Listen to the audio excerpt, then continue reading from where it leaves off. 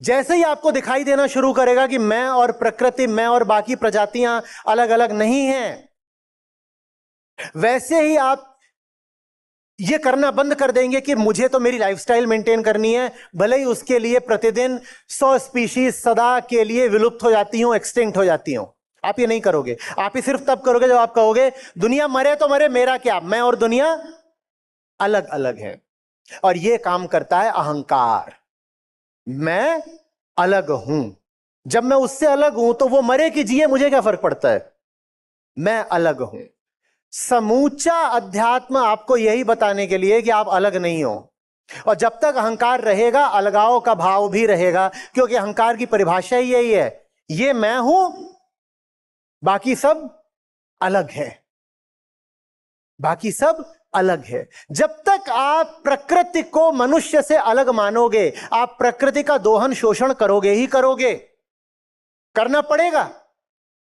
और जब देखोगे कि प्रकृति बर्बाद हो गई है तो आप कहोगे अब मैं मार्स पे चला जाता हूं, क्योंकि आपको दिखाई ही नहीं दे रहा कि आप पृथ्वी ही हो।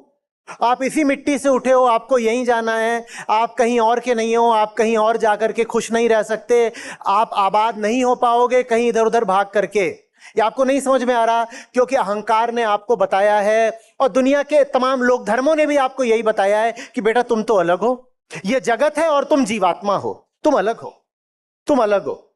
द्वैत का यही तो मतलब होता है, तुम अलग हो। ये जो द्वैतात्मक दर्शन चला है पूरी दुनिया में, वही दुनिया के हर पाप की जड़ में है। तुम अलग हो, तुम अलग हो। ब्रिटेन इंडिया से अलग है तो ब्रिटेन इंडिया को बर्बाद करके खुश खुश हो सकता है। मनुष्य जंगल से अलग है तो मनुष्य जंगल में आग लगा के खुद खुश हो सकता है। अमेजन नदी तो बर्बाद करी है। मैं तो ह्यूस्टन में बैठा हुआ हूं और एक डैशबोर्ड देख रहा हूं, वहां नदी सूख गई तो सूख गई, मेरा क्या जाता है, मैं तो ह्यूस्टन में बैठा हुआ हूं।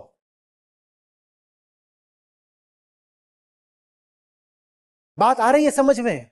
जब तक अलगाव का भाव रहेगा, तुम बस ये गिनोगे कि तुमने कितना लूट लिया और उसको बोलोगे अपनी आमदनी। तुम ये गिनोगे ही नहीं कि उसका कितना नुकसान हो गया, क्योंकि वो जिए कि मरे, मेरा क्या जाता है, मैं तो अलग हूं।